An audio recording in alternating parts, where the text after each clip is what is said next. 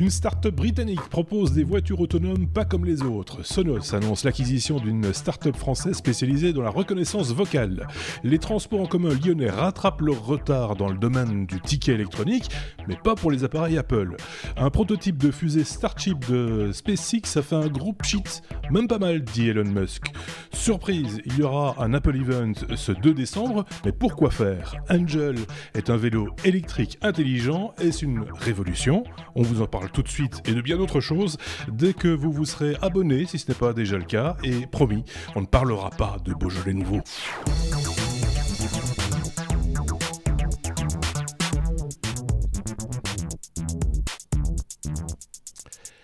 Épisode 234 des Technos que nous enregistrons ce 21 novembre, comme ça on est précis sur la date, etc. Toutes les informations sont bien là. N'hésitez pas, je l'ai dit, à mettre des pouces, à vous abonner, à mettre des étoiles si c'est sur des applications de podcast et autres. Tout ça est bien sûr le bienvenu, tout comme vos commentaires. Par ailleurs, dans un instant, je vais remercier ceux qui ont laissé quelques commentaires justement cette semaine. Mais avant cela, coup d'œil sur nos chroniqueurs du jour. Il s'agit d'un côté de Bruno. Bonjour Bruno. En direct du Luxembourg et puis en direct de France, Aurélien qui est là également. On va passer en revue votre actualité technologique de la semaine, puisque c'est le principe des Technos, c'est une revue de presse en quelque sorte, puisque c'est ce que vous avez retenu de l'actualité technologique de la semaine. Donc on ne peut pas parler de tout évidemment, hein, comme souvent je le dis, on ne peut pas parler de tout, on peut parler de ce que vous avez apprécié ou pas d'ailleurs, hein. Je remercie, je l'ai dit, on va le faire, Jax, Damien Vigneron, Diana, je vais y arriver, hein. C'est pas facile vos pseudos, je vous jure. Womentiens, bon, d'accord, oui mais non. Dozolina 157, Tiger Fab, MS69, Voix du Milieu, Jean-Pierre Fabulas, Eric Bourdin et Nicolas, comme Nicolas, qui nous a laissé un message sur l'application Apple Podcast Belgique. Si, c'est possible, on peut le faire. Cette semaine d'ailleurs, il a laissé un message qui commence par Bonne Humeur, une émission qui remet de la bonne humeur dans les news tech. Je trouve de la simplicité, de la joie et de la proximité dans votre podcast. Merci à vous. C'est un auditeur de Mons en Belgique. Eh bien, merci à Nicolas, comme Nicolas, c'est le nom complet, qui est affiché sur Apple Podcast Belgique. Vous aussi, vous pouvez laisser des messages et je vous citerai, j'écorcherai votre nom systématiquement également au début d'épisode. Ouais, qu'est-ce que vous voulez ? Certains ont des pseudos qui sont pas piqués des hannetons, comme on dit, et qui, voilà, c'est un peu difficile.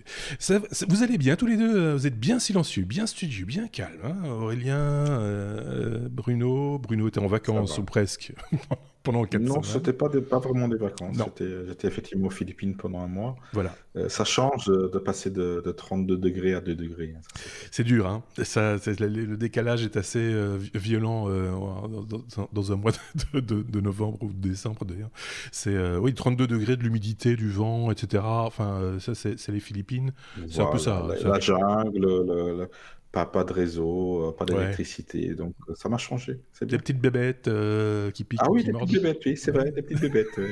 J'ai rencontré des bêtes que je n'avais jamais vues, même pas en photo, donc pour vous dire. Hein, la végétation, c'est incroyable, hein, c'est super vert. Mais voilà, donc notre globe-trotter numéro 2, j'ai envie de dire. Ils sont de plus en plus nombreux à voyager. Aurélien, lui, il est bien tranquille. Hein, oui. C'est novembre, c'est dur, il fait froid. Mais on y arrive, on va y arriver. On n'a pas envie de sortir, on a envie de rester sous la couette et de ne pas bouger. Si vous le voulez bien, les amis, on va commencer, à moins que vous ayez un truc à rajouter pour votre défense, on peut commencer notre abécédaire. Bon, on y va. A comme Angel, c'est encore un vélo électrique intelligent, on a envie de dire, un vélo connecté pour révolutionner la mobilité urbaine, paraît-il. Mais est-ce vraiment le cas, Bruno ? Tu peux nous en dire plus ? Oui, c'est vrai que on en voit passer pas mal quand même, un par mois ou un tous les 2 mois, Oui. et qui c'est censé vraiment révolutionner tout ça. Bon, après, c'est un vélo électrique. Donc déjà, en ce moment, la tendance est plutôt dans tout ce qui est trottinette électrique, voiture électrique. Donc toutes les grandes marques maintenant sortent leurs modèles. Mercedes, Ford vient d'annoncer son nouveau SUV électrique. Voilà, donc toutes les marques s'y mettent. Ça fait avancer l'électrique, ça c'est clair. Mais Voilà, il y a quelqu'un qu'on connaît ou qu'on connaît pas, Marc Simoncini. Si le nom vous dit quelque chose, c'est peut-être que vous êtes sur Mythic. Mythic, application pour faire des rencontres. Hein, donc voilà. Si vous ne connaissez pas, c'est un multi-entrepreneur français qui voilà, a développé son idée de la mobilité électrique pour une personne, hein, parce qu'un vélo, généralement, c'est pour une personne. Oui, généralement, oui. Il y a des tandems électriques. Oui, ça peut être un tandem, oui. Généralement, c'est pour une personne.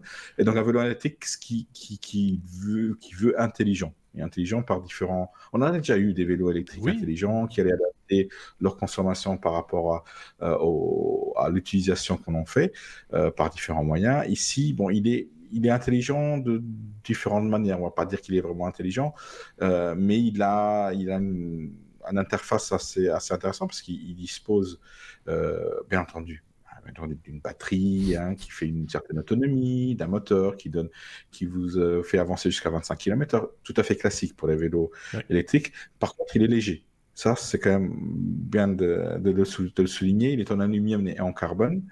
Et donc, il fait 14 kg. Donc, généralement, on tourne plutôt autour des 25 kg pour un vélo électrique. Donc là, il est quand même pas mal allégé. Et il insiste sur le fait, justement, qu'en France, oui, comme c'est une personne française, il n'y a que 2% de citadins français qui se déplacent en bicyclette. D'accord. Il dit bicyclette, il dit pas vélo, il dit bicyclette. Et alors qu'en Hollande et en Allemagne, on est autour du 31% en Hollande, plus de 13% en Allemagne, donc enfin, une vraie différence. Donc il veut rendre ça un peu plus intéressant. Le vélo, si vous avez la possibilité de voir le design, est assez design, ça c'est clair. Je déplore un petit peu qu'il n'y ait pas de garde-boue, parce qu'on est quand même en France, Belgique, Luxembourg, je pense qu'il pleut un petit peu. Oui, c'est pas faux. Et le vélo a un écran tactile de 2,4 pouces qui permet en fait de contrôler, déjà d'afficher pas mal d'informations comme la météo, le taux de pollution, etc. Donc ça, c'est assez intéressant pour quelqu'un qui ferait du vélo tous les jours, mais permet aussi de régler l'assistance et d'autres fonctionnalités du vélo. Donc c'est pas une terre-là qui serait intelligent, donc c'est plutôt la personne qui l'utilise qui est intelligente, mais qui a moyen de communiquer avec l'interface. Il est géolocalisé par GPS parce qu'il intègre une carte SIM, donc il est connecté, comme on dit, un vélo connecté, donc qui peut être géolocalisé, mais qui peut être aussi bloqué à distance et qui va avoir une alarme en cas de vol. Donc tout ça est quand même pas mal. Vous me dites, oui, un vélo comme ça, en carbone, avec un écran tactile, etc., ça va coûter un bras. Généralement, c'est le cas. Là, on est sur... donc, il sera disponible en précommande et livré l'été prochain. Il sera disponible au prix de 2690 €. Ce qui est tout à fait normal. Un vélo électrique. On est dans la gamme de prix moyenne d'un vélo électrique de cette autonomie. Donc, c'est rare qui est choquant finalement pour un vélo design, un vélo connecté. C'est surtout cette partie-là qui est assez coûteuse et géolocalisée. Donc voilà, un produit qui semble intéressant. Après, voilà, moi je vois, comme je suis quand même dans le domaine de la mobilité, je vois que les gens commencent à se désintéresser fortement des vélos électriques. Il y a des pays qui sont ancrés là-dedans, mais je pense qu'en Belgique, France et Luxembourg, même l'Allemagne, on passe plutôt sur des trottinettes électriques et les législations qui commencent à fleurir en Allemagne et en France. C'est le cas, depuis un mois, en France, il y a une vraie législation qui encadre cela. En Belgique aussi, ça a été encadré un petit peu. Donc voilà, les gens vont plutôt vers ça. Après, voilà, les gens qui utilisent les vélos, qui aiment bien le vélo ou veulent redécouvrir le vélo, c'est peut-être une belle alternative aussi pour les personnes âgées ou à mobilité réduite. Tu parlais de garde-boue, c'est bien que tu parles de garde-boue parce que j'ai vu que Cowboy, la marque belge qui fabrique aussi un e-bike assez reconnu d'ailleurs, aussi au niveau de son design et de ses usages, ils viennent enfin de sortir les garde-boue. Ça y est, c'est fait, l'option existe. Après, tu as des garde-boue que tu peux clipser sur n'importe quel cadre. Donc ça existe, ça coûte pas grand-chose. Donc il y a pas de. Mais là, ça respecte le design. C'est plus, voilà, c'est ça aussi un petit peu l'idée, c'est de rester dans le look parce que oui, effectivement, des garde-boue, t'en trouves dans n'importe quel magasin de vélo. C'est vrai. J'ai croisé un tel vélo Cowboy, c'est ça, Cowboy. à Luxembourgville, et il pleuvait. Le gars, il était trempé. Ah bah oui, de tous les côtés, forcément. Effectivement. Voilà, donc ce produit-ci, c'est Angel, avec 2 de ailes. Marc Simoncini. Ah non, oui, moi je vois 2 ailes, ou alors c'est mes yeux, mais c'est possible. Hein, mes c'est tes yeux, parce que je vois voilà. Mais bon, c'est pas grave. On vérifiera. Quoi qu'il en soit, on met les liens, hein, comme toujours. Je le répète à chaque fois, mais on vous met les liens dans la description de cette vidéo, de ce podcast, ou sur notre site lestechno.be. Vous pouvez aller plus loin et comme ça explorer vous aussi le produit dont on vous parle ou l'information dont on vous parle. Je pense qu'on a fait le tour de cette question. On a fait le tour du vélo. C'est bon, hein. Bon, on peut passer à la suite. Ça, c'est l'information dont je vous parlais dans le off de la semaine dernière. Ça me donne l'occasion de vous rappeler qu'il y a un tout petit podcast qui vient en marge de ce podcast un peu plus massif, on va dire, et qui a de la vidéo, etc., et des chroniqueurs. Ça s'appelle le off, les technos, le off, dans lequel souvent j'aborde l'actu dont on n'a pas parlé dans l'épisode, justement, parce que l'information est tombée pendant l'enregistrement ou juste après. Et donc, durant le week-end, je fais une petite bafouille sur cette info dont on n'a pas parlé, et puis je vous fais un petit peu aussi découvrir les coulisses du podcast occasionnellement. Ici, c'est avec Aurélien que nous allons parler de Brave, qui est sorti en version 1.0. C'est un nouveau navigateur qui protège et qui promet de protéger la vie privée de ses usagers. Oui, tout à fait. Alors, je vais donc reprendre un petit peu les fondamentaux de ce navigateur. Je me suis intéressé vraiment à Brandon Eich, donc le fondateur de Brave, qui avant était un brillant informaticien qui a été à l'origine de Netscape Communication et du langage JavaScript. Et donc il a pris la tête de la Mozilla Foundation, puisqu'il a plus que participé à l'élaboration de Firefox. Mmh. Et il était directeur de la Mozilla Foundation à un moment, et je me suis dit, mais pourquoi il est parti de là-bas pour monter son propre navigateur? Alors, en creusant un peu, lorsqu'il a pris la tête de la Mozilla Foundation, il a eu le malheur de faire un don, comme quoi hein, ça peut être dangereux, de $1000 pour une association qui était contre le mariage pour tous. D'accord. Donc, ça a été branle-bas de combat aux États-Unis et il a dû démissionner. Alors, il est reparti dans une nouvelle aventure avec Brave, où d'abord, il a levé auprès de partenaires privés $7 millions pour démarrer. Et puis, alors ça m'a vraiment surpris. En 2013, il a fait une ICO. Alors, on connaissait l'IPO, hein, Initial Public Offer, c'est donc une introduction en bourse.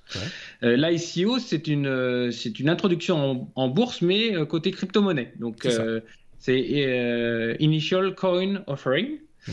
Et donc, il a levé, grâce à ça, $35 millions en 30 secondes. Alors, ça fait un taux horaire sympathique. Hein. Je n'ai pas fait le calcul, mais c'est assez incroyable. Je ne savais pas que les ICO, j'en avais déjà entendu parler, mais je ne savais pas qu'il y en avait qui se faisaient à des montants comme ça en si peu de temps. Mmh. Et donc, voyant le marché des navigateurs, donc je rappelle, hein, le marché des navigateurs aujourd'hui, c'est 63% Chrome, 14% Firefox et 9% Internet Explorer, et puis les autres se partagent les miettes. Il s'est dit, je vais chambouler le marché, je vais faire un navigateur qui respecte la vie privée, qui bloque tout ce qui est publicitaire, et qui respecte la vie privée des utilisateurs en ne vous suivant pas sur le net. En ne nous traquant pas, comme on dit. En ne traquant pas, voilà, exactement. Tout ce qui est cookies, tout ça. Donc, aujourd'hui, donc, le nouveau Brave sort. Alors, ils revendiquent aujourd'hui 8 millions d'utilisateurs. Ils disent que le navigateur va plus vite, 3 à 6 fois. Alors, tu entends parler dans le off, il y a différentes ils montrent la méthode qu'ils ont utilisée. C'est à valider. Et surtout, j'étais étonné avec ça, puisque Brave est disponible aussi sur tablette, smartphone. Ouais. Ils mettent en avant l'argument que vous économisez, forcément, vous économisez des pourcentages de batterie. d'autonomie de batterie parce que votre navigateur passe pas du temps à vous traquer, à en renvoyer des informations, à vous montrer de la pub en vidéo, ainsi de suite. Donc, c'est certainement vrai, puisque du coup, on diminue le flux d'informations qui passe par les canaux, mais c'est vrai que c'est un peu surprenant comme argument marketing, mais c'est bien trouvé. Oui, les arguments de manière générale, quand tu réfléchis un petit peu, que tu vois vers quoi ils veulent aller, hein, parce qu'on va parler du modèle économique juste après, mais ça tient debout. Je veux dire, on peut l'entendre. Après, ça demande à être vérifié. Mais quand on me dit 3 à 6 fois plus rapide, bon, ça reste quand même, ça dépend de quelle page, ça dépend de quel site, ça dépend... voilà. Alors, ce qui est amusant, c'est qu'une fois qu'on a installé Brave sur sa machine, c'est que la page de garde par défaut, c'est pas uniquement les sites que vous visitez le plus, il y a des compteurs sur cette page qui vous indiquent le temps que vous avez gagné grâce à Brave, par exemple. Donc, c'est plutôt malin, je trouve. C'est plutôt rigolo. Alors moi, c'était 52... J'ai installé ce matin et j'ai surfé toute la journée dessus au boulot. J'ai gagné 52 secondes a priori, hein, donc bon, j'ai préparé les technos, donc j'ai fait pas mal de sites d'infos et tout ça, mais oui, en fait, donc grosso modo, ils forcent à passer en HTTPS pour justement limiter le tracking et limiter les pubs, et donc ils vont dire combien il a bloqué de cookies, de trackers et tout ça. Et le troisième compteur, c'est le temps que vous avez gagné. Alors, ça doit être une estimation, je suppose. Ouais. Et moi, ce que j'ai trouvé, je ne sais pas si tu as remarqué, mais ce que j'ai trouvé relativement efficace aussi, c'est que contrairement aux adblockers qu'on installe sur Chrome, par exemple, quand on arrive sur certains sites d'information qui sont financés, hein, reconnaissons-le, par la publicité, qui vous avertissent en disant vous n'aurez pas accès à notre contenu parce que vous avez un adblocker, veuillez débrancher votre adblocker, eh bien, avec Brave, on n'a pas ce type de notification, on a accès au contenu et on n'a pas les pubs non plus. Ceci étant dit, on peut faire en sorte de voir les pubs quand même si, par ailleurs, on considère que le site est méritant et qu'il mérite son argent et que donc, par la publicité, il peut ainsi tirer quelques bénéfices. Et il y a d'autres moyens aussi de financer, on va dire, les sites que l'on visite. Mais ça, tu vas nous en parler, je crois. Ouais, je vais faire juste un... C'est vrai que au techno, il arrive qu'on relaye sans faire aucune pub, hein, mais on relaye des infos de par exemple Presse Citron. Oui. Presse Citron, sans les pubs, c'est vachement plus large, hein, on voit vachement mieux les choses. Donc non, c'est vrai que ça change un peu. C'est vrai que c'est un peu surprenant au début, mais je trouve que finalement c'est assez agréable. Alors oui, comme tu le disais, il y a deux choses. Donc par défaut, ça bloque la publicité. Mais vous pouvez volontairement accepter une publicité ciblée, dont les revenus donc seront versés à 55% au site sur lequel vous êtes, à 30% pour le développement de Brave, et je crois que c'est 15% pour vous. Oui, on est payé pour regarder de la pub en fait. Voilà, vous êtes payé pour regarder la pub. Et donc, après, ce navigateur aussi réside sur une crypto-monnaie qui est appelée le BAT, Basic Attractive Token. Et donc, vous êtes rémunéré en BAT et vous pouvez, si vous le souhaitez, reverser ça aux éditeurs de contenu que vous aimez. Si vous voulez reverser vos BAT à Wikipédia, si vous voulez reverser vos BAT au techno, n'hésitez pas.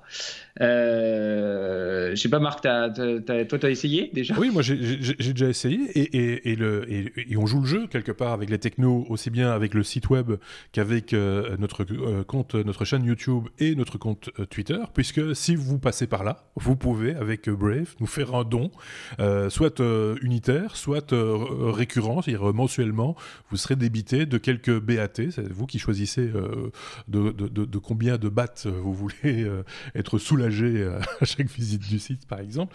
Voilà, alors, je ne vais pas rentrer ici dans les détails de la configuration du bidule parce que ça prend un peu de temps et que ça pourrait faire l'objet, pourquoi pas, éventuellement d'un hors-série si ça vous dit, hein, si vous voulez qu'on vous montre un peu comment ça se passe, l'installation de tout ça, parce que voilà, il y a quelques petites démarches à faire pour pouvoir y avoir accès facilement. Je suis un peu distrait parce que je tape en même temps l'adresse du site Les Technos dans Brave pour montrer à ceux qui ont l'image que c'est tout à fait fluide et rapide, sauf si je me trompe d'adresse évidemment.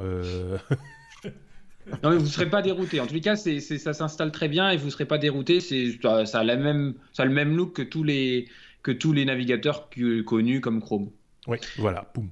ça marche. Voilà. Et donc, vous avez dans la barre de menu à côté de l'adresse, vous avez une petite icône, et quand vous cliquez dessus, une petite fenêtre s'ouvre et on vous indique combien de bahts vous avez gagné en regardant de la publicité. Alors, en Europe, c'est pas encore actif, hein, manifestement, ça le sera prochainement, mais pour l'instant, vous ne pouvez pas être rémunéré sur base de la publicité. Par contre, vous pouvez faire des dons. Ça vous pouvez le faire et choisir sous quel modèle vous voulez envoyer vos récompenses. Le site est dans toutes les langues. Hein. Ça a été fait très rapidement. D'entrée de jeu, vous avez accès à l'ensemble des informations. Vous n'êtes pas perdu en anglais, des choses comme ça. Donc voilà, ça c'est plutôt pas mal. J'ai trouvé ça assez simple, même si c'est un peu laborieux, c'est long parce qu'il faut attendre des acceptations et des choses comme ça. Quand on s'inscrit, ça prend 24 heures, je pense, pour que l'ensemble soit complètement approuvé. Mais pour le reste, ça fonctionne très très bien. C'est la stabilité là. J'ai rencontré aucun problème dans l'installation du bidule. Et je trouve le modèle intéressant, quoi qu'on en dise, sur l'idée de pouvoir ainsi, sur une plateforme unifiée, rétribuer les sites que l'on visite et de choisir la manière dont on va les rétribuer. Je trouve ça plutôt pas mal. Ça va de pair avec l'idée qu'on se fait du crowdfunding, par exemple, hein, du financement participatif. Mais ici, c'est unitaire, c'est sur des petites valeurs, hein, parce que je n'ai pas idée de la cote du BAT pour l'instant. Alors, je vais te le dire, parce que je l'ai là.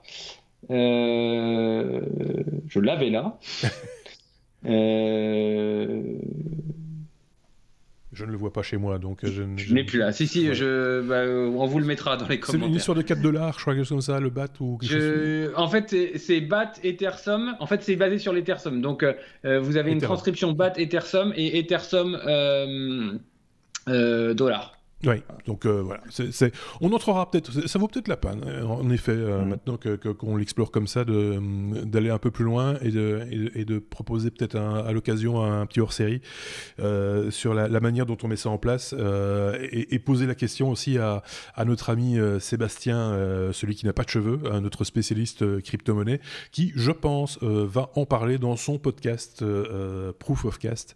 Vous trouverez le lien évidemment dans le site lestechno.be et qui, je pense, va consacrer une large page dans son propre podcast justement aux méthodes utilisées par Brave et les crypto-monnaies qui vont avec et la blockchain qui va avec, puisque je voulais juste préciser rapidement, tu allais peut-être le faire, mais tu peux avoir un profil que tu vas partager avec toi-même en fait, sur plusieurs machines, que ce soit ton portable, ton ordinateur, etc., et qui est hyper sécurisé. Pour le coup, c'est 24 mots-clés, une chaîne de 24 mots-clés à renseigner pour pouvoir synchroniser son compte d'une machine à l'autre. Et je trouve ça plutôt intelligent, bien foutu, même si c'est un peu, de nouveau, un peu laborieux, mais c'est le prix peut-être de la sécurité aussi. Voilà, c'est ma petite opinion personnelle. Je ne sais pas ce qu'en pense Bruno, s'il avait eu déjà l'occasion de jeter un œil sur ce navigateur qui existe par ailleurs depuis un bout de temps en version bêta. Hein. Ça fait un moment déjà qu'il était disponible en version bêta. J'avais pas encore eu l'occasion de le tester, mais je vais l'installer demain, je pense, pour tester tout ça, pour voir comment ça tourne. Et ça coûte rien. Mon avis aussi. Ça coûte, franchement, ça coûte rien, ça s'installe rapidement. Voilà, moi je pense que c'est une bonne surprise du moment en matière de navigation sur Internet, surtout quand vous essayez quand même de protéger votre vie privée. Déjà, quand on navigue avec Firefox, on est déjà pas mal protégé, hein, puisque certains trackers peuvent être bloqués. On a le choix aussi et quand on voit que sur certains sites d'information, on peut avoir. L'autre jour, j'avais vu jusqu'à 24 blocage de trackers, 24 trackers différents sur une seule page. Imaginez le nombre d'informations qui circulent sur votre compte, sur vos habitudes de consommation, sur ce que vous lisez, le temps que vous passez sur le web et sur les pages d'informations qui circulent comme ça entre les mains de gens qui sont là pour vous vendre de la publicité ou simplement revendre des informations sur vos habitudes. Aurélien. Oui, j'ai parcouru pas mal d'articles et un truc qui ressort souvent, les gens qui font du référencement, du SEO, tous les gens qui font du SEO, Brave pour eux serait un outil très très conseillé pour justement voir comment vous êtes référencé sans avoir aucun tracker ni Voilà, donc si on a des gens parmi nos auditeurs qui font du référencement, du SEO, n'hésitez pas à utiliser Brave pour ce genre de choses. Mais oui, parce qu'avant, tu vois, quand on voulait savoir si on était bien placé dans Google, on tapait un mot-clé ou l'autre dans Google et il nous envoyait une information et c'était la même pour tout le monde. Aujourd'hui, c'est une information pour vous-même. Alors forcément, il va vous flatter l'ego. C'est ça, l'ego. Il va vous dire, vous êtes super bien placé, vous êtes en première position. Et oui, mais si ma cousine regarde, elle ne va pas me trouver parce que voilà, elle n'a pas les mêmes mots-clés, elle n'a pas les mêmes sources d'informations. Voilà, c'est comme ça que ça se passe maintenant. Le web, c'est à la carte, on va dire. Mais c'est pas nous qui choisissons les cartes. C'est ça qui est dommage. Donc, ce genre d'initiative vaut quand même le coup de s'y intéresser. Après, on va voir sur la longueur si ça tient debout. Hein, mais dans un premier temps, comme ça, c'est plutôt positif comme manière d'aborder les choses. On peut passer à la suite. Passons à la suite. Surprise. Cas comme keynote. Surprise parce que Apple nous annonce un événement pour le 2 décembre, un truc un petit peu inattendu. C'est qui parle? C'est Bruno. C'est moi. Oui, Bruno. Oui, moi, je suis bien les keynotes, même si je suis plus trop un fanboy d'Apple, mais je continue à utiliser les produits Apple. Oui, Attendez, j'ai juste mon chat qui est en train de monter tous mes câbles derrière. Donc, ça se passe maintenant. Voilà, on va lui donner un petit coup. Oui, en même temps, la caméra en prend un coup aussi, mais c'est pas grave. Parce que le chat était sur la caméra. Enfin, excusez-moi, ceux qui avaient la caméra. Donc oui, Apple nous a un peu habitués quand même à des événements un peu spéciaux comme de ce genre, parce que c'est un événement qui va tourner autour des applications publiées sur l'App Store. Donc ils vont publier les meilleurs, les best-of de l'année, qui vont se focaliser sur non seulement les applications, mais aussi de plus en plus sur les jeux qui rapportent, hein, parce que les jeux qui rapportent quand même pas mal. Et surtout maintenant, une fois que Apple a sorti leur Apple Arcade, qui va être rémunéré d'une autre manière. Donc cet événement-là, on l'attendait sans l'attendre. En même temps, on attendait plutôt aussi une annonce matérielle, comme les nouveaux AirPods, la nouvelle gamme de MacBook. Mais ceux-là ont juste fait office de communiqué de presse. Donc là, ça va à nouveau tourner, et on a l'habitude de ça avec Apple de plus en plus, c'est que ça tourne souvent autour des services maintenant, oui, pour Apple, le hardware étant devenu vraiment quasi accessoire. Et c'est les services qui a tendance à leur apporter pas mal de pépettes. Il y a beaucoup de problèmes dernièrement sur les dernières versions de iOS notamment. Oui, je pense qu'en 2 semaines, 14, ils ont sorti 8 mises à jour en 2 semaines de dernière version de série noire. iOS. Et donc, ils sont déjà en train de bosser sur la nouvelle version qui va pouvoir être, espérons-le, un peu plus stable, parce qu'ils ont beaucoup de problèmes à force à tester toutes les applications sur de gros changements d'OS qu'ils ont fait. Ils ont aussi forqué l'OS iOS pour tablette et pour mobile. Donc, ça crée inévitablement des problèmes d'interface, et on en est, enfin, ceux qui ont encore des appareils, qui utilisent encore des appareils Apple, en sont victimes en ce moment. Donc peut-être qu'ils vont aussi préciser un petit peu là-dessus, communiquer là-dessus. Ça sera donc le 4 décembre ou le 4. C'est ça. Oui. C'est bientôt, la semaine prochaine d'ailleurs. Oui, c'est déjà la semaine prochaine, donc on va sans doute en toucher un petit mot, s'il y a quelque chose à en dire en tout cas, hein, avec d'autres chroniqueurs jeudi prochain. Je dis bien s'il y a quelque chose à en dire, parce que comme je l'ai dit en début d'épisode et comme je le répète à l'envi, c'est nos petits camarades, nos chroniqueurs qui décident de ce dont on parle et de ce qui les a titillés durant la semaine. Si ça titille pas, ça titille pas. Hein, c'est un peu ça l'idée aussi. Mais là, en l'occurrence, cette histoire de keynote, moi je trouve, voilà, c'est une annonce un petit peu particulière, mais je pense qu'ils ont l'intention de mettre en avant, par le biais d'un prix ou d'un espèce de hit parade, avec une cérémonie, de mettre ça un petit peu en lumière, faire une espèce de show. En plus, c'est pas à New York que ça se passe. C'est à New York, oui, tout à fait. C'est ça. Donc on se doute un peu qu'ils vont sortir de leur mur, de leur train-train, etc. Donc il y a une volonté manifeste de faire un événement, quoi, autre qu'une keynote simplement, mais de faire une espèce de comme les Oscars ou les Césars. Oui, Quelque chose. les visuels portent à croire que ça sera un peu ça, parce que c'est le A de l'App Store sur fond doré, donc voilà, Ouais. c'est peut-être Ouais. un award qui sera. Voilà. C'est un peu comme si YouTube nous remettait un jour le award des 400 vues. 400. 400 c'était fois. 400 millions. Tant qu'on n'aura pas une chroniqueuse voilà, qui joue avec un petit chat, ça n'ira pas. Enfin, bon, bref.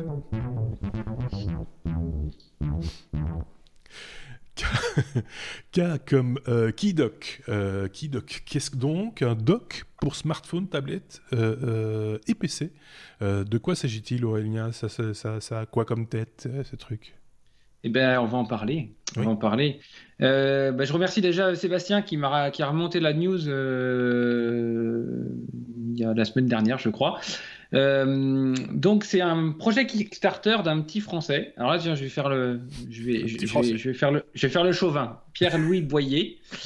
Donc qui est donc un projet Kickstarter, et Dieu sait si je suis pas très très fan des Kickstarter, mais là j'avoue que après réflexion, je trouve ça plutôt bien pensé. Alors, pour ceux qui n'ont pas l'image, c'est un clavier avec un pavé numérique, tout ce qu'il y a de plus standard. Sauf que l'avant du clavier est un petit peu plus épais parce que c'est un dock. Alors, un dock, il y a 4 ports USB, dont des USB 2 et 3. Il y a du VGA, du HDMI. Il y a des enceintes dessous. Il y a des prises pour mettre des micros. Il y a un port réseau RJ45. Enfin, il y a tout ce qu'il faut pour faire un dock. Et il y a un petit endroit devant pour poser un smartphone et transformer donc son smartphone en ordinateur de PC, voilà, Oui, en ordinateur de bureau. Parce qu'une fois que vous avez branché votre smartphone sur ce clavier, donc il y a un petit câble qui sort du clavier et vous pouvez brancher votre smartphone, et que vous connectez un écran devant, et ben, vous pouvez utiliser votre téléphone Android, iOS, exactement comme un PC sous Windows, avec des fenêtres que vous pouvez bouger avec une souris et un explorateur de fichiers et tout ce qui va bien. Et en fait, ils partent du principe que aujourd'hui, on fait plein de choses avec son smartphone, notamment en mobilité. Mais il y a tout un tas de choses. Écrire dans une spreadsheet des chiffres dans un tableau Excel monstrueux sur un smartphone, c'est très compliqué. Écrire un vrai mail rédigé, c'est très compliqué. Faire un peu regarder des vidéos confortablement, il y a un moment, c'est compliqué. Donc, il s'est dit, je vais créer un clavier qui sera un dock pour smartphone, mais aussi un dock pour tablette, mais aussi un hub pour PC. Faut voir qu'aujourd'hui, ce produit-là, il peut venir en concurrence de tous les docks que vous trouvez, type plugable et ces genres de choses. Il fait même boîte de rangement pour mettre ses clés, carte SD, etc. Voilà, il fait lecteur de carte SD, boîte de rangement. Parce qu'il faut aussi se dire qu'aujourd'hui, et ça j'en ai fait les frais il n'y a pas très longtemps, les ordinateurs portables d'aujourd'hui sont de plus en plus fins, et au niveau connectivité, c'est de plus en plus léger. Nous qui faisons un peu de son, de vidéo, on a besoin de ports USB. Si vous n'avez pas un hub, vous n'avez jamais assez de ports USB sur votre PC portable en natif. Et du coup, c'est des solutions qui sont intéressantes.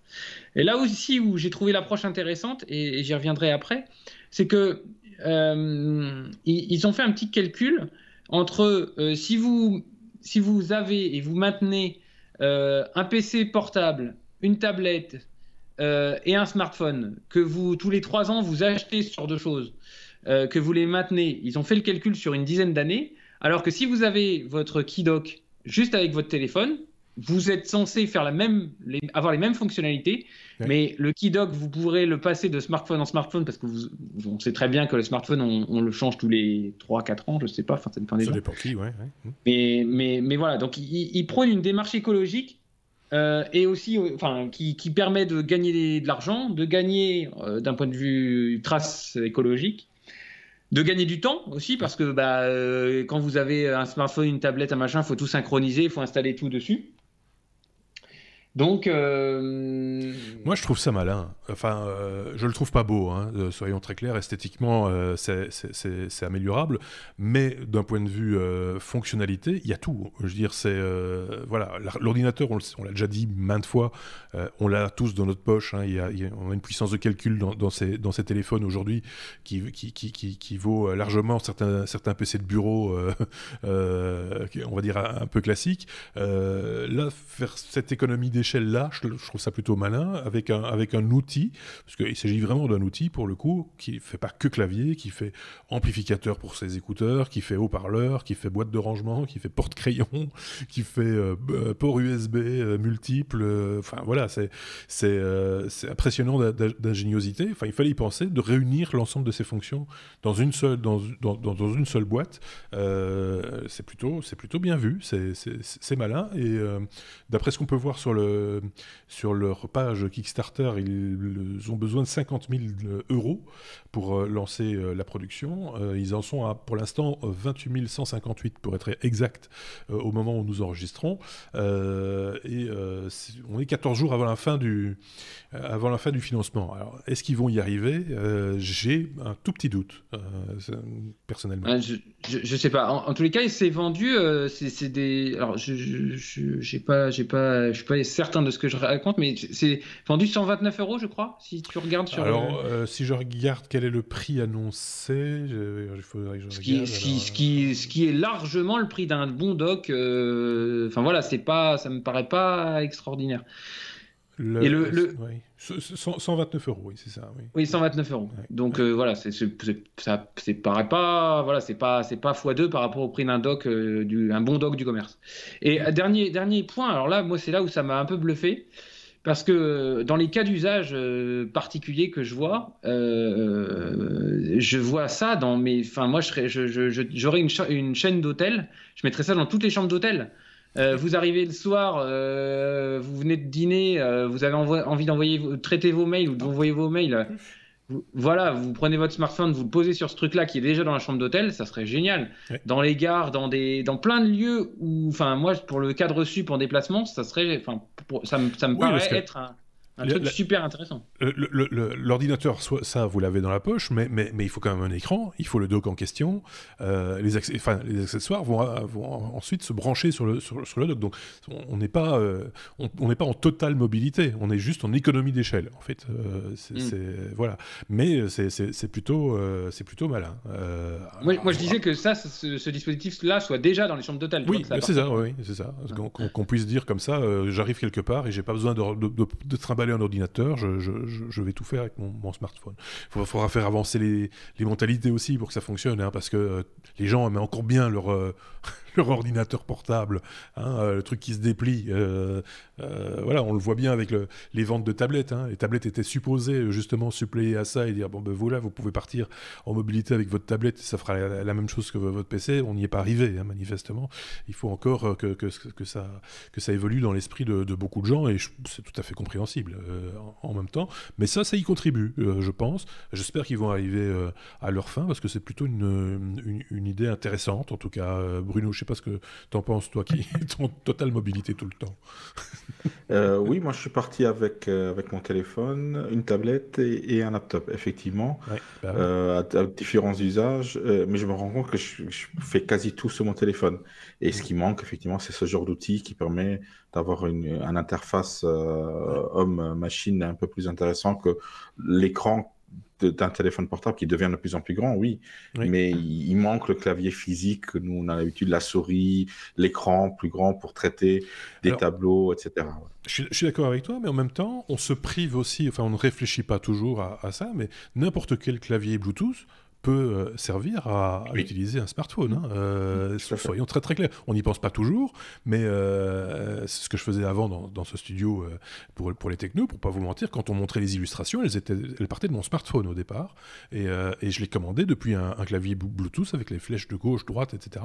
pour avancer dans une présentation, pour avancer dans les slides. Donc ça fonctionne, il n'y a aucun souci avec ça. C'est juste qu'on n'y pense pas nécessairement.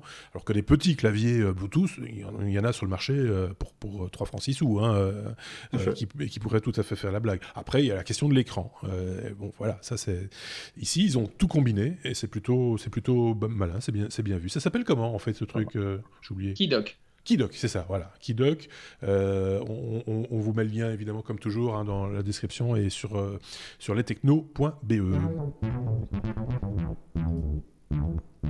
Ah c'est le moment autopromo. Ou quasiment. Hein. On va parler d'une poignée de porte qu'un ingénieur de Compiègne a inventé pour éviter qu'on se transmette des maladies qu'on se transmet par la main, comme par exemple la grippe. C'est plutôt malin. C'est une poignée qui est auto-nettoyante, en fait. C'est ça. Donc, la poignée, si vous avez l'image, vous avez même une vidéo qui montre comment fonctionne cette poignée. Donc, à nouveau, elle n'est pas très jolie, hein, comme le clavier qui de conneries. Non, c'est pas du design Apple, hein, c'est clair. Mais en même temps, voilà, il faut que ça fonctionne. Donc, il y a une partie plus grosse où il y a l'électronique qui doit commander un petit anneau qui va en fait appliquer une solution désinfectante et nettoyer, frotter la partie qu'on tient de la poignée avec la main. Donc c'est pas toute la poignée qui va être nettoyée, c'est juste cette partie-là. Oui. Je vous invite à regarder la vidéo, mais ça résout le problème. Combien de fois on va aux toilettes, on a peur de toucher la poignée pour sortir des toilettes parce qu'on sait pertinemment qu'il y a des gens qui ne se lavent pas les mains.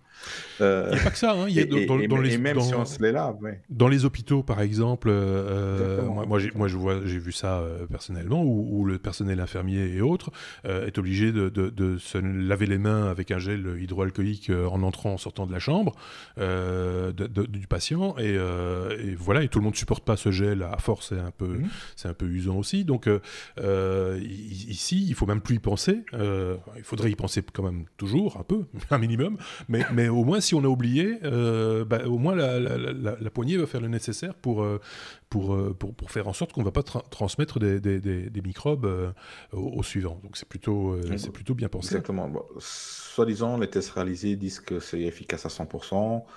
Ça m'étonnerait que ça élimine toutes les bactéries vraiment à 100%, mais en tout cas, ça va éliminer un grand pourcentage. Après, c'est le produit qu'on utilise. Oui, ça va éviter. Et les matériaux, parce que la poignée va être disponible en différents matériaux. L'anneau même va pouvoir être disponible en différents matériaux aussi, que ce soit du plastique ou du feutre, du bois même. Et ça va faire varier le prix de la poignée. Attention, c'est pas une poignée qui va être... pour tout le monde, a priori, oui, mais après, les gens, ils font ce qu'ils veulent avec leur argent. Hein, donc, ils ont envie d'acheter un téléphone à 1 500 €, ils vont acheter une poignée à 500 €. Voilà, une paire de poignées, hein, c'est toujours les deux poignées pour les deux côtés de la porte, quand même. Aurélien, un petit doute. Mais franchement, je vois tout passer. Donc, c'est vrai. Mais c'est prévu pour, bien entendu, comme tu as dit, les hôpitaux, les administrations, les lieux publics, les hôtels. Donc, surtout pour les hôtels, les toilettes des hôtels. Donc, ça peut les intéresser. D'ailleurs, pas mal maintenant d'hôtels ont déjà adhéré à être bêta-testeurs, on va dire, de ce produit-là, qui est un produit à nouveau européen, français. Donc, c'est intéressant de le souligner que la France, surtout la France et la Belgique, on le voit en poupe tout ce qui est nouvelles technologies, objets connectés, ça on le savait déjà. Et là, on rentre dans une nouvelle catégorie d'objets intelligents, mais intelligents d'une autre manière, on va dire. Et là, cet ingénieur a eu une très très très bonne idée. Il a su manifestement bien s'entourer aussi. J'ai envie de dire.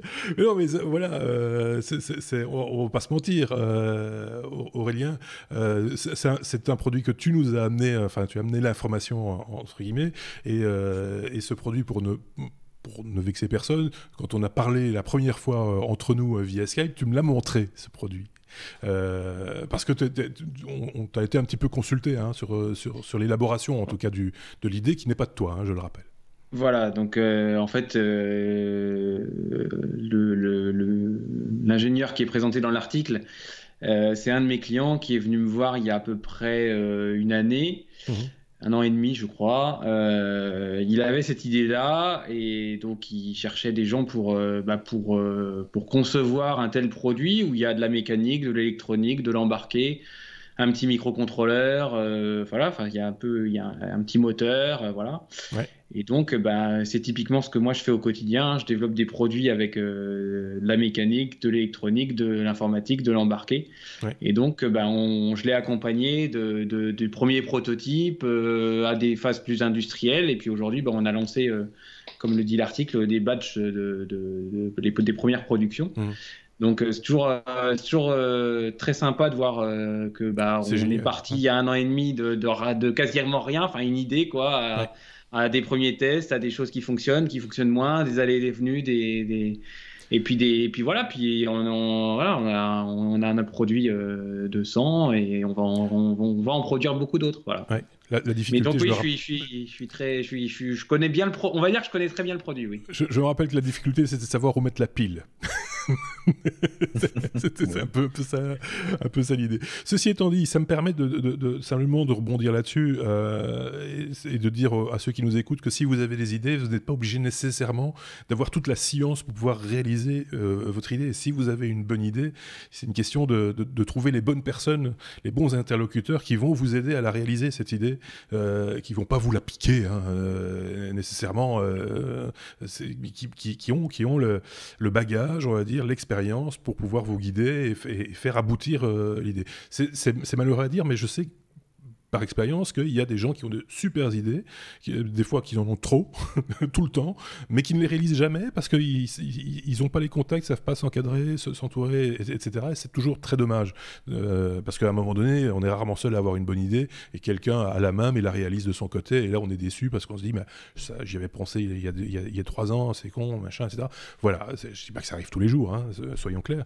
Mais donc, tout ça pour dire, si vous avez une bonne idée, essayez de trouver des gens pour vous aider. Voilà, Aurélien est un exemple, mais vous pouvez vous tourner vers Bruno aussi, si c'est pour un véhicule électrique, quoique les véhicules électriques aussi, Aurélien, il aime bien, hein, il touche un peu à tout ce qui est mécanique et électrique, en fait, voilà. Donc, voilà, c'est ce que je voulais dire en aparté par rapport à cette news qui, par ailleurs, présente un chouette produit, ça, il fallait qu'on le dise aussi, c'était l'occasion. Merci beaucoup à tous les deux. On va dans la région de Lyon. C'est marrant, hein, parce qu'on est très très écouté en France. Les technos sont d'ailleurs beaucoup plus écoutés en France qu'en Belgique. Hein. Nul n'est prophète en son pays, comme on dit. Mais quand on a Aurélien avec nous, on explore beaucoup plus encore la France. Et c'est avec plaisir, toujours. Bon, voilà, ici, on va parler de Lyon avec son réseau de transport en commun qui lance ses e-tickets, comme on dit, les tickets électroniques. D'autres villes l'ont fait avant Lyon, si je ne dis pas de bêtises, Aurélien. Mais ici, c'était l'occasion d'en parler parce qu'il y a quand même quelques petites choses un peu bizarres, quand même. Oui, je suis content. Hein. De toute façon, je suis le seul vrai français, vrai chroniqueur français. Il y a Sébastien, je crois qu'il est un petit peu, il est français ou... Sébastien sans cheveux est français. Oui. Ah, d'accord. Mais ok. Oui. Donc, mais c'est un globe-trotteur, donc. Oui, moi. Donc Lyon. Donc oui, Lyon. Donc bientôt c'est la fête des Lumières. Il va y avoir beaucoup de monde à Lyon. Je ne sais pas si certains d'entre vous ont déjà vécu ça. Non. C'est le grand moment à Lyon début décembre, la fête des Lumières. Énormément de monde. Du coup, la compagnie de bus et de métro, le TCL. Ont mis en place le e-ticket à Lyon par NFC. Donc, lorsque vous descendrez du TGV à Lyon-Part-Dieu, vous ne ferez plus la queue devant l'automate. Vous pourrez directement dans le TGV payer votre ticket, votre carnet de 10 tickets, votre passe 24 heures jusqu'à 72 heures, je crois, 48 ou 72 heures. Et quand vous arriverez dans le métro, dans le bus, dans le tramway, plus besoin de faire la queue. Vous passez votre téléphone NFC avec le NFC déactivé. Pour ceux qui ne savent pas, le NFC, ça équivaut à un badge ou à un lecteur de badge. Ça peut faire les deux. Et c'est NFC pour Near Field Communication, donc communication à champ très proche, OCP en français.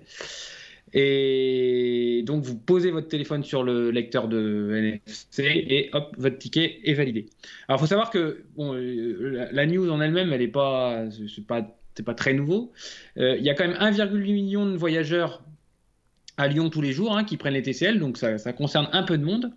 Sauf que ils ont eu quand même quelques petits couacs, notamment en fonction, j'ai lu une liste de modèles de téléphone compatibles et pas compatibles. Les pixels sont pas compatibles. Enfin voilà, c'est un peu le couac du début, ça patauge un peu. Et ils n'ont pas d'application iOS. Donc, si vous avez iOS à Lyon, vous pouvez aller chercher un téléphone Android pour vous servir de ça.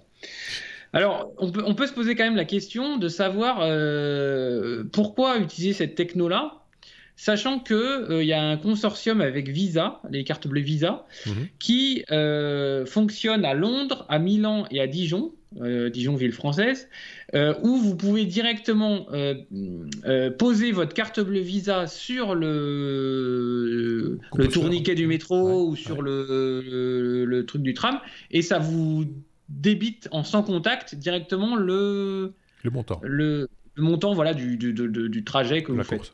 Ce qui aurait été, à mon sens, beaucoup plus user-friendly, qui ne nécessite pas d'application, qui ne nécessite pas de s'y connaître, d'activer le NFC, parce que moi, je sais que sur mon téléphone, le NFC n'est pas activé.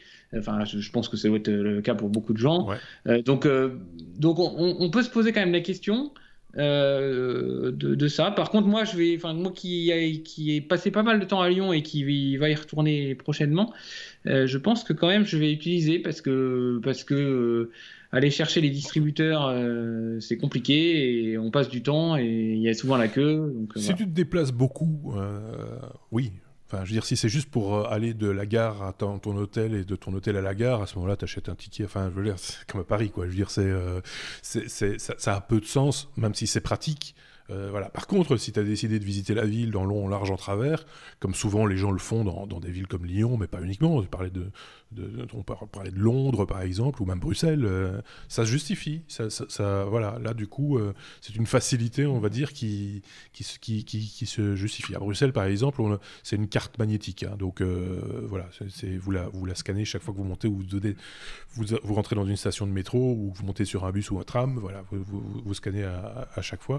Et il y a des cartes aussi de différentes valeurs avec différents types de trajets ou de durée dans la journée, 24 heures, 72 heures, 72 heures. Voilà, mais c'est pas lié à un smartphone, c'est pas dématérialisé, quoi. Ça reste encore un support matériel dont on a besoin pour pouvoir l'utiliser. Ce démarrage qui est un petit peu chaotique, que je trouve dommage pour Lyon, dire, de ne pas pouvoir être utilisé sur tous les devices, ou en tout cas la majorité d'entre eux, c'est un peu ballot, quoi. C'est passé un peu à côté du truc. Voilà. Après, je m'attends pas à ce que toutes les villes d'Europe ou du monde s'accordent sur un système commun. Ce serait trop beau. Et en même temps, est-ce que c'est souhaitable finalement, autant de... Bruno, je sais pas, tu as un truc à rajouter? Oui, moi aussi, voilà, deuxième globetrotter de l'équipe, effectivement, j'utilise beaucoup les transports en commun quand je vais dans des villes, d'Asie surtout, et Hong Kong, Hong Kong qui est maintenant pour d'autres raisons dans l'actualité, la tourmente, mais ils ont parmi le réseau de transport en public le plus performant parce qu'ils utilisent simplement une carte, ils utilisent des cartes RFID qui peuvent être utilisées comme carte de paiement partout. Donc, on va chez le boulanger, chez la petite épicerie du coin, ils ont tous un lecteur chez Starbucks et autres, McDo et j'en passe. Vous pouvez utiliser cette même carte qui est un porte-monnaie électronique qu'on va approvisionner. On va mettre de l'argent dessus n'importe où et l'utiliser n'importe où. Et ça fonctionne. C'est le même système qu'ils ont par la suite. Ils ont d'abord utilisé à Hong Kong, qu'ils ont après utilisé à Londres. Il a été éprouvé d'abord à Hong Kong et puis à Londres. Et maintenant, il est en passe d'être utilisé dans beaucoup de villes européennes aussi. Donc ça, c'est une autre méthode que je trouve plus judicieuse parce que ça se passe complètement d'un téléphone portable ou d'un guichetier ou autre, parce que c'est justement une carte qu'on utilise partout. Un peu comme une carte Visa sans contact, effectivement, c'est à peu près la même chose, on va dire. Mais tout le monde n'a pas de carte de crédit. Ça, non, c'est vrai. Non, mais tout le monde n'a pas un compte en banque. tout le monde n'a pas un compte en banque non plus. Donc voilà, on est loin de tout ce qu'on pense. Ouais. Voilà, ça, c'est une autre solution. Moi, je voulais juste souligner quelque chose d'autre, c'est qu'au Luxembourg, et je fais mon petit cocorico aussi, c'est qu'à partir du 1er mars 2020, C'est gratuit. les transports publics seront gratuits. Ouais. Donc on n'aura plus besoin de Ça carte. règle ni rien du tout. le problème. Ça règle le problème une bonne fois pour toutes. C'est juste gratuit. Ceci étant dit, ils pourraient toujours demander aux gens de passer un ticket ou une carte, etc., pour des raisons statistiques. Mais ils ne le font pas parce qu'ils sont quand même, voilà, ils vont quand même pas faire des frais alors qu'ils vont déjà Ouais, donner la c'est gratuité. pas, C'est pas faux. gratuit pour toutes les classes. Les premières classes vont être payantes encore. Donc Ah, il y a encore il y des a moyen premières de classes. il y aura des premières classes et des deuxièmes classes C'est au incroyable. Luxembourg. Les riches vont pouvoir payer. C'est incroyable. Non, mais c'est parce que je pense que les premières classes et deuxième classes, ça existe plus beaucoup. En tout cas, en Belgique, dans les transports bruxellois, par exemple, ça n'existe pas. Dans les trains, je pense même pas que ça existe encore. Si, sur les TGV, l'Eurostar, TGV, etc., ça existe ça existe encore. Là, oui, là, il y a des... Mais voilà, on les met tout devant, pas comme ça, quand il y a un accident, c'est les premiers à prendre. Ouais, ça existe, je suis allé en Belgique il y a 3 semaines, on est monté en première sans le savoir. Donc. D'accord. Et on vous a jeté comme Voilà. des malandrins Voilà, Et vous n'avez pas français. vu la différence. derrière la plèbe. Sur la passerelle, derrière, dans le vent. Bon, ben voilà, on a fait le tour de Lyon. Si vous êtes passé à Lyon, vous penserez à nous. Et bonjour à nos amis lyonnais. Je pense qu'il y en a parmi nos auditeurs en plus, si je ne dis pas de bêtises. Donc, on vous salue. Et donnez-nous des nouvelles de votre e-ticket à l'occasion. N'hésitez pas en commentaire. Ils sont évidemment toujours les bienvenus. C'est quoi ça? Ah, c'est une technologie made in Belgium. Le Multipath Oui. TCP. C'est Aurélien qui nous en parle. C'est une technologie belge qu'on retrouve dans tous les smartphones apparemment. C'est marrant. Et oui, non, mais on fait ces soirées promo. On fait les Belges, là. Ouais. Donc, c'est l'équipe de... Alors, c'était un article qui est paru cette semaine, mais d'une techno qui est finalement pas si jeune, puisque ça date de 2013. Et donc, c'est Lucé Louvain, pardon. Ouais, l'équipe de Lucé Louvain qui est à l'origine d'un truc qu'on aura tous dans nos smartphones et dans nos appareils, qui est le Multipath TCP. Vous avez tous écouté de la musique sur Spotify, en Wi-Fi chez vous calmement, et puis vous vous dites tiens, je vais aller chercher du pain, et vous sortez de chez vous. Et au moment où vous quittez le réseau Wi-Fi, il n'y a plus de musique. Et là, c'est le problème. Ouais. Le temps que ça se raccroche sur le réseau mobile, qui va rechercher l'information de votre playlist et puis qui vous la fasse écouter. Et donc, du coup, le Multipath TCP, c'est la possibilité de récupérer de la data à partir de plusieurs sources, de plusieurs sources, à savoir un Wi-Fi et un réseau mobile, typiquement. Alors, pourquoi? Pour 2 choses. La première, c'est pour déjà créer de la redondance, hein, c'est-à-dire que si vous n'arrivez pas, enfin si votre signal Wi-Fi il est de mauvaise qualité ou il a décroché, poum, vous avez la data de l'autre côté. Et puis aussi pour augmenter la bande passante, le débit, c'est-à-dire que vous agrégez deux débits et vous sommez les 2 débits des 2 endroits, des deux sources d'informations que vous avez. Et donc tout l'enjeu technique de ce protocole, c'est justement que si vous avez une page web à transmettre et que vous avez dans cette page web 10 éléments, faut savoir parmi ces 10 éléments, lesquels vont passer par le Wi-Fi, lesquels vont passer par le second canal, comment ils vont se dire moi j'ai pris cet élément-là, toi tu as pris cet élément-là, et comment on réagrège la page web à la fin. Enfin, c'est tout un système qui est relativement complexe. Ouais. Et il faut que tout ça soit transparent vis-à-vis des firewalls, des NAT. Et donc, ça a été mis au point sous Linux d'abord, par Lucé Louvain, et réglementé par les autorités qui tiennent tous ces protocoles bien sous des règles bien strictes. UC, c'est Université catholique de Louvain, je tiens à le préciser, à Louvain-la-Neuve, pas que à Louvain-la-Neuve, mais c'est impressionnant parce qu'on parle quand même d'une quantité d'utilisateurs assez impressionnante, in fine. Hein. Voilà, donc il fallait y penser, c'est une technologie belge. Voilà, on ne le dit pas assez en Belgique qu'on a. Alors ils ont reçu un prix, hein, je pense, tout récemment. C'est pour ça que ça vient un petit peu au devant de l'actualité. J'ai perdu la page en question. Si c'est là. Voilà, récompensé pour le multiparticipé, mais je ne sais pas quelle récompense exacte ils ont reçue d'une association internationale qui réunit chaque année les acteurs mondiaux de l'informatique, et donc qui ont récompensé des scientifiques de l'UCL pour leur création. Donc voilà, tant mieux, très bien.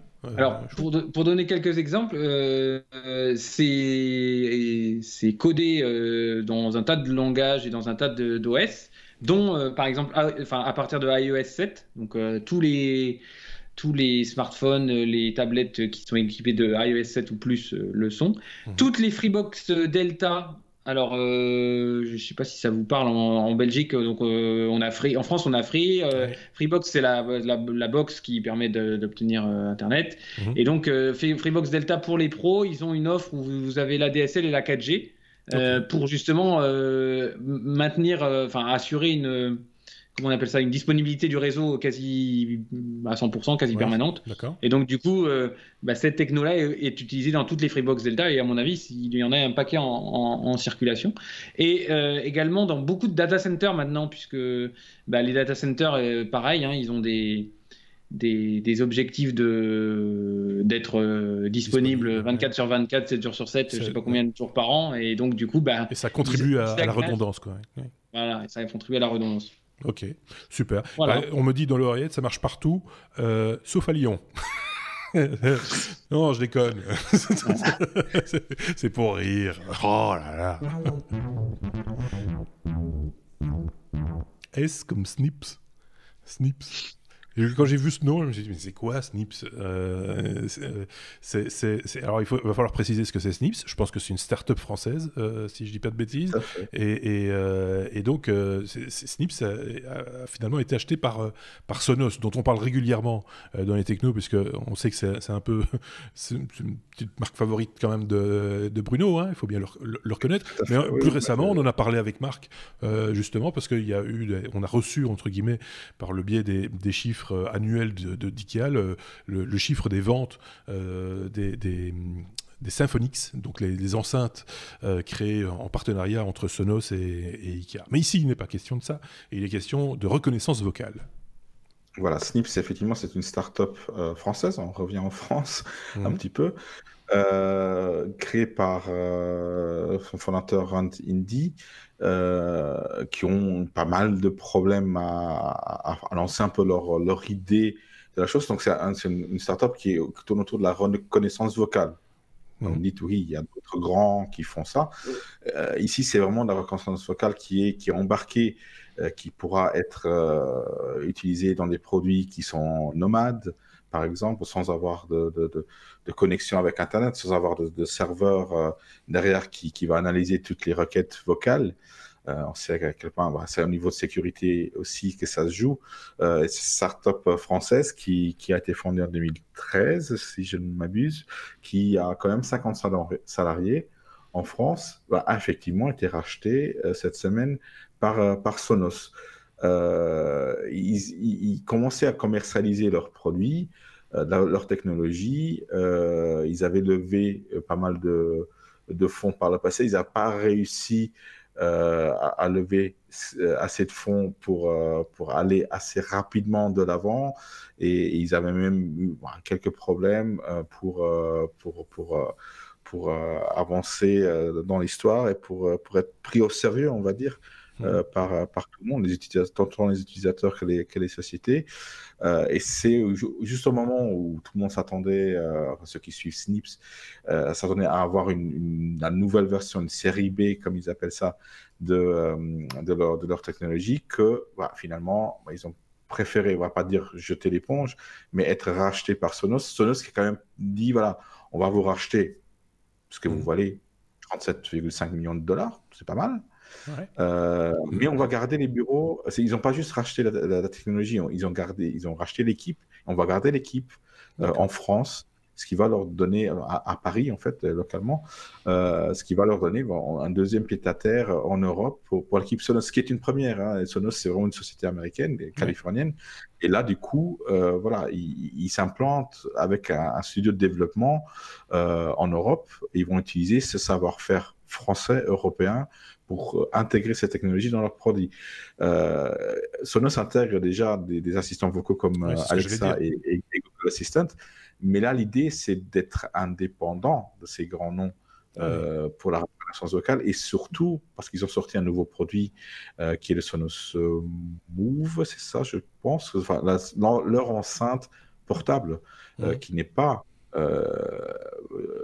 forcément connecté à un réseau, oui c'est ça, Sonos Move, pas forcément connecté à un réseau à la maison, mais qui peut être transporté, qui embarque une batterie, etc., comme une enceinte Bluetooth, mais c'est ça, d'un autre niveau, va pouvoir intégrer donc cette reconnaissance vocale. De cette manière-là, on pense par exemple aussi à une intégration dans les véhicules, dans les voitures, on peut tout imaginer. Donc, quand on est nomade, on va avoir un assistant personnel, enfin une reconnaissance vocale qui va permettre de contrôler un appareil à la voix. Et donc, voilà, cette technologie-là avait sa valeur et Sonos s'en est emparé pour la développer, pas pour l'intégrer, pas pour la manger comme souvent Google le fait. Ils intègrent une technologie et ils dissolvent l'équipe qui en est productrice, mais ici, ils vont garder l'équipe qui va continuer à développer cette technologie. Donc, c'est assez intéressant de le rappeler. Par contre, voilà, le fondateur, lui, quitte le bateau et va se concentrer sur d'autres choses. C'est souvent le cas. Et Sonos va prendre les rênes de ce studio de développement. Est-ce qu'on va pouvoir encore acheter parce que c'est un kit, hein, c'est un petit peu comme on trouve maintenant des micro-ordinateurs, des choses comme ça, enfin, un ordinateur de toute petite taille, Raspberry Pi et autres. On trouve ce kit à $115 si je ne dis pas de bêtises. Est-ce qu'on va encore le trouver après dans le commerce de la même manière, ou ce qui sera purement et simplement intégré aux enceintes Sonos Non. Il sera probablement intégré directement dans toutes les enceintes Sonos, peut-être aussi dans les enceintes Ikea, si ça va dans la même direction.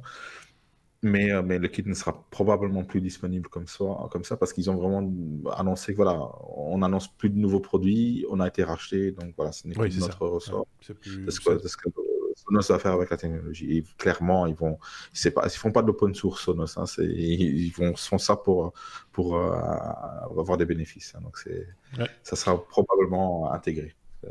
Ok, bon, autant le savoir dans ce cas-là. Je ne sais pas si Aurélien avait un truc à rajouter. Tu connaissais cette boîte Absolument pas. Absolument pas. C'est la première fois que j'en entends parler.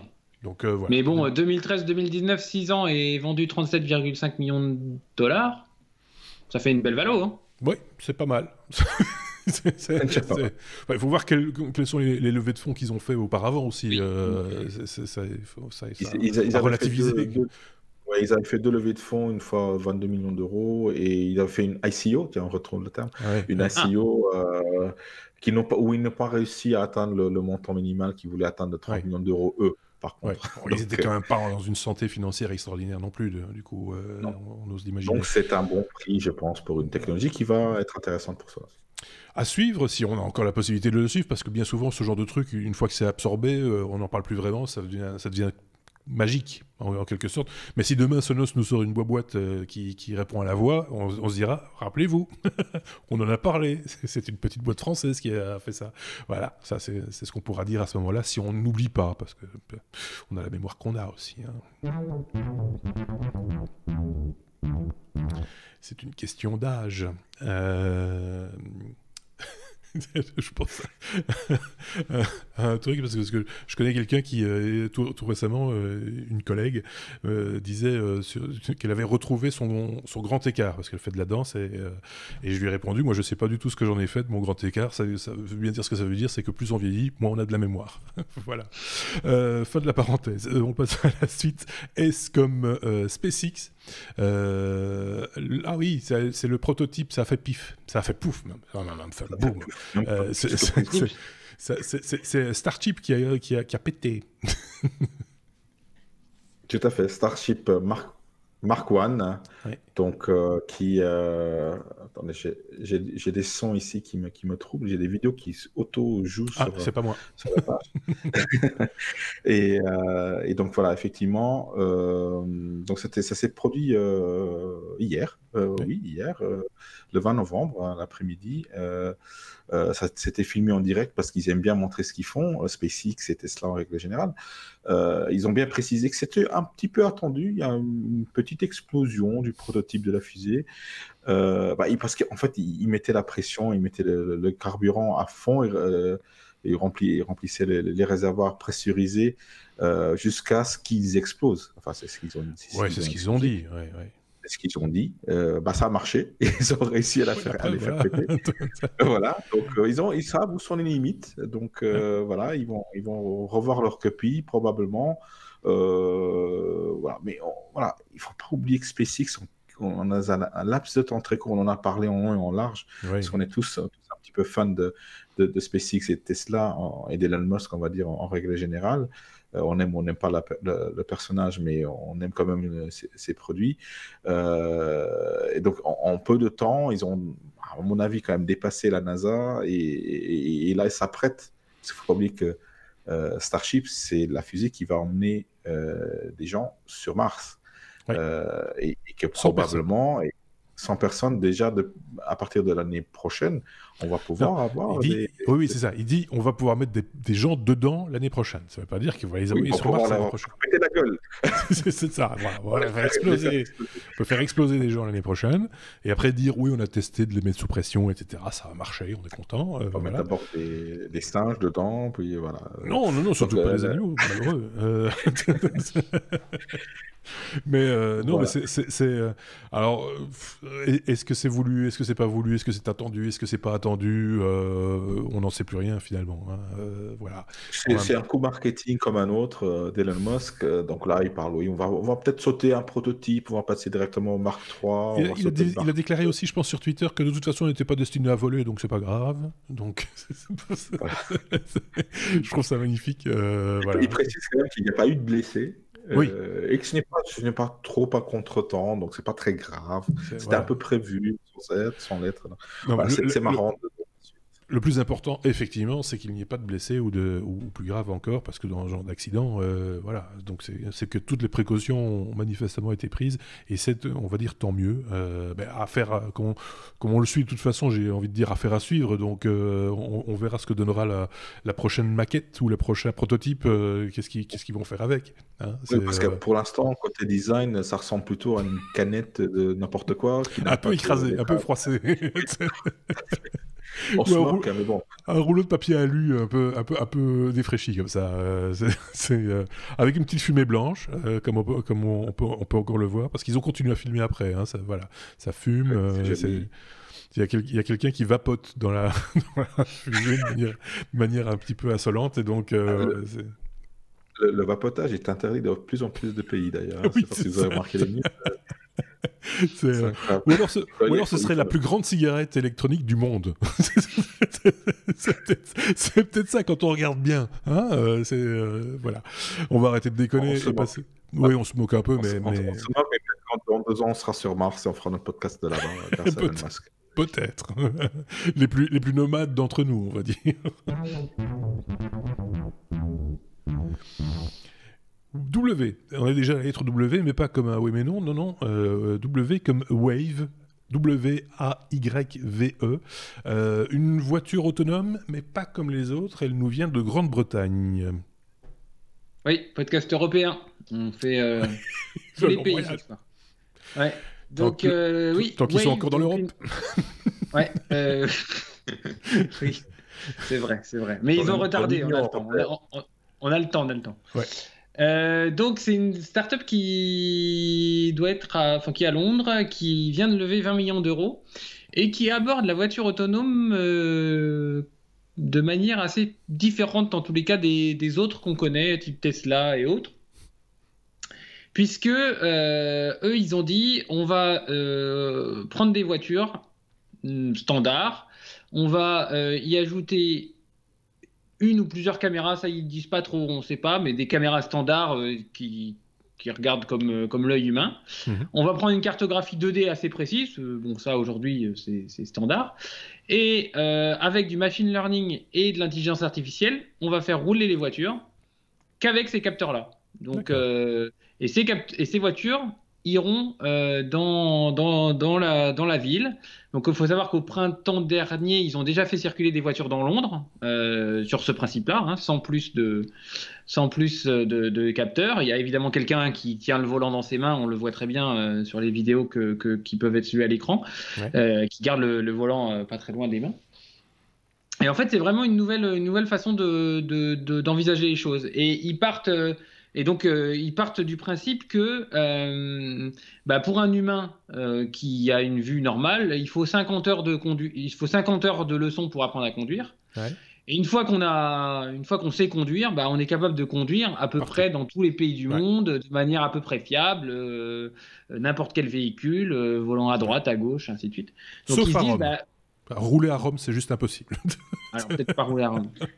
Et à Bruxelles. Et du coup, ils disent que de toute façon, si on considère la voiture autonome, en tous les cas, si on code la voiture autonome avec des algorithmes classiques tels que ceux qui utilisent beaucoup de capteurs, on va de toute façon se retrouver sur des solutions plus ou moins, qui ne seront pas prévues dans le code.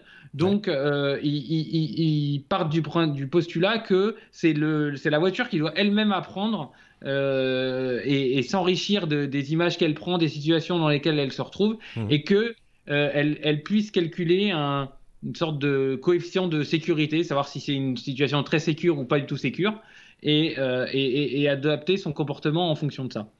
Moi, je trouve que c'est une approche. Alors, on l'a déjà dit de très nombreuses fois ici. Machine learning, intelligence artificielle, ce ne sont que des algorithmes qui prennent un petit peu le problème de manière différente, mais ce reste des algorithmes par des humains. Donc, moi, je demande vraiment à voir. Beaucoup de nombreuses voitures dans Londres autonomes avec ce système-là. En tous les cas, le patron de cette boîte-là mentionne bien que, à la fin de sa vidéo, il dit mettre une voiture autonome dans une ville, on le fera, mais tout le monde l'a déjà fait. Mettre 100 voitures autonomes, nous, on sera capable dans la même ville, on sera capable de le faire.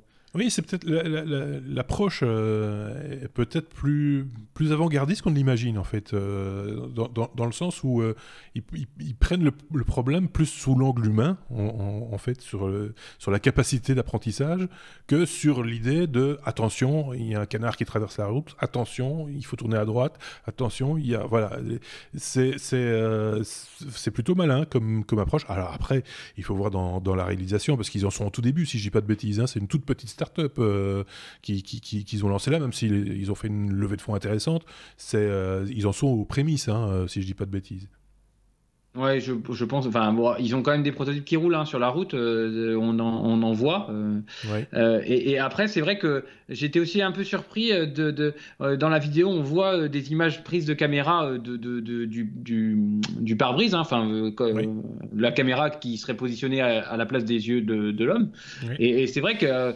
On l'a déjà évoqué ici, avec des traitements d'images assez rapides et des circuits de décision assez rapides également. On arrive, en traitant cette image, à en sortir quand même pas mal d'informations intéressantes. Maintenant, de là à dire que ça sera la voiture qui sera la voiture autonome qui sera commercialisée demain marchera comme ça et qui aura toutes les certifications derrière et tout ce qui va avec. On n'y est pas, mais c'est vrai, comme tu le dis, la façon l'angle par lequel ils prennent le problème est pour moi assez nouveau et intéressant. Oui, nouveau, je sais pas, parce que j'avais vu une expérimentation qui s'était d'ailleurs passée à Paris il y a quelques années de ça, où ils avaient pris un peu le même pas en allant, en disant, mais voilà, c'est pas le tout de savoir rouler, il faut savoir rouler partout, effectivement, et quand tu es dans le rond-point de l'Étoile à Paris, par exemple, les règles de circulation et le code de la route, tu peux t'asseoir dessus, pour être poli, parce que voilà, je parlais de Rome ou de Bruxelles, c'est un peu le même problème. Et donc, jusqu'où peut-on aller dans cet apprentissage, cette prise de décision, est-ce qu'on va avoir besoin demain d'intelligence artificielle qui hurle par la fenêtre des noms d'oiseaux aux autres chauffeurs? Voilà, je pense qu'il y a quelque chose à faire à partir du moment où toutes les voitures seront autonomes et pourront discuter entre elles et négocier entre elles et s'engueuler éventuellement si elles le veulent entre elles. Là, il y a peut-être un truc à faire, mais en attendant, tant qu'il y a le facteur humain qui intervient, je reste encore un peu dubitatif. Bruno voulait rajouter un truc. Oui, la place de l'Étoile, c'est la place de l'Étoile à Paris, c'est ça? Je pense que c'est ça. Oui, peu importe. C'est de la gnognotte par rapport à tout le trafic qu'il y a en Asie. Je vous l'assure. Donc, moi, il y a deux facteurs que cette intelligence artificielle devra apprendre. C'est le facteur peur, d'avoir peur de mourir. Oui, c'est ça. Et d'avoir le courage. L'esprit de conservation, c'est ça. Et d'avoir le courage d'oser accélérer à certains endroits. Et puis être conscient que les panneaux de signalétique n'existaient pas partout.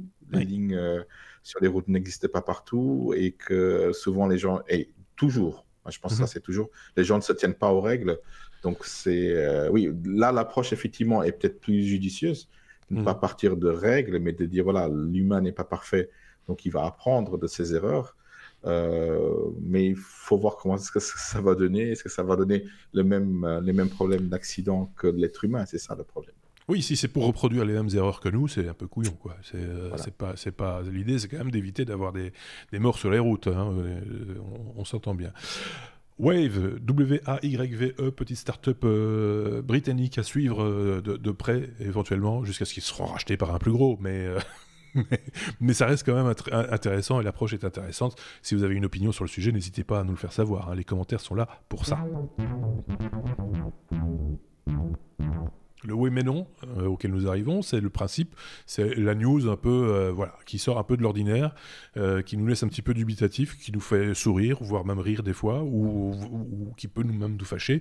C'est le oui mais non. Voilà. Et le oui mais non cette semaine, c'est le paiement en ligne PayPal qui se retire. C'est le cas de le dire, de Pornhub. C'est une info que Bruno a retenue. Voilà, il a retenu ça. Pornhub, je retiens. Tinder, je retiens. C'est des choses comme ça, je retiens. Parce que, posez pas plus de questions, hein, d'accord? Non. Voilà. Oui, PayPal se retire de Pornhub. Mais vous dites, mais pourquoi on utilise PayPal pour Pornhub? Pour payer un abonnement? Oui, c'est une possibilité. Mais non, c'est de l'autre côté qu'il faut se placer. Pornhub, c'est un site de vidéos, mais c'est aussi un site où on peut regarder des vidéos en direct. D'accord. De madame, généralement madame, couple, homme, bonhomme, il y a un peu de tout. Hein. Qui font des performances. On appelle ça des performeurs. D'accord. Donc, ils font un show pour des personnes qui regardent ce show-là, une audience. Et cette audience paye pour avoir autant de minutes de vidéos, etc. Peut communiquer avec ces performeurs, etc. Et le moyen de paiement qui est quasi utilisé à 100%, c'est PayPal, vu la facilité d'avoir un compte PayPal et de payer de manière sécurisée et de manière anonyme aussi. Ce genre ils ont un bon produit. Vidéo, voilà. Je parle de PayPal. Tout à fait, qui a le siège à Luxembourg, je sais pas pourquoi, et qui sont des très mauvais payeurs. C'est mes clients qui sont des très mauvais payeurs. Je sais mon petit coup de gueule là. Donc vous êtes bien fait pour. Voilà. Dommage pour Pornhub. Voilà, ces performers vivent de ça et là, ils se retirent pour des raisons un peu floues. parce qu'ils disent qu'ils utilisent PayPal pour des paiements, voilà, un peu. C'est pas pour ces paiements-là, mais pour d'autres paiements, sans entrer dans les détails. Et du coup, ils mettent du plomb dans l'aile à Pornhub, quoi. Et surtout aux personnes qui vivent de ça. Oui, c'est ça. On en sourit, etc. Mais ceci étant dit, bon, peut-être qu'ils ont des informations concernant l'usage qui est fait de leur service au travers de sites tels que celui-là, Pornhub, pour ne pas le citer, et que du coup, ils ne veulent pas être mouillés ou voilà, dans ce genre d'affaires, ce qu'on pourrait totalement respecter. Peut-être une question d'éthique aussi, je ne sais pas, ou de voilà. Possible. Après, ce que j'ai retenu de ça, et c'est le nombre de personnes qui travaillent et qui vivent de ça.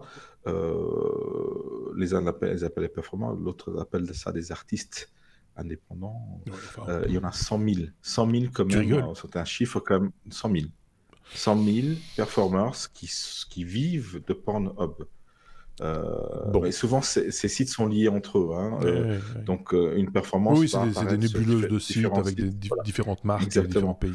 Et 100 000 personnes. Ouais. Et ça prouve à quel point on peut, en tant que société, être dépendant d'un service quelconque. Tout le monde est dépendant de nos jours d'Apple, de Google, de PayPal en l'occurrence, ou d'autres sites. Afféodé à des services. Il suffit qu'ils coupent le cordon ombilical et puis c'est fichu. On a des sociétés qui vont finir. Et là, on ne sait pas ce qui va arriver avec Pornhub et la plus grande boîte porno, enfin, dans l'érotisme, dans ce secteur-là du X. Au monde, parce qu'ils rachètent tous les petits sites. Donc là, voilà, c'est quand même 100 000 personnes qui risquent de se retrouver dans la rue.